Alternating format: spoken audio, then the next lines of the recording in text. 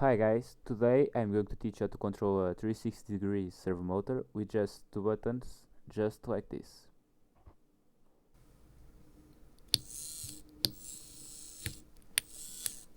So without losing time, let's get right on the material list.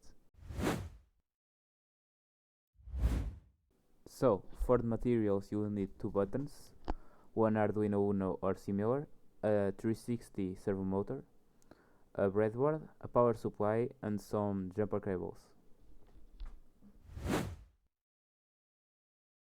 So this is the code. It only works with one servo and it's a 360 servo. If you try with a 90 degrees it doesn't work. This code is a bit extensive, so I'm going to put it on the description for you to copy easier.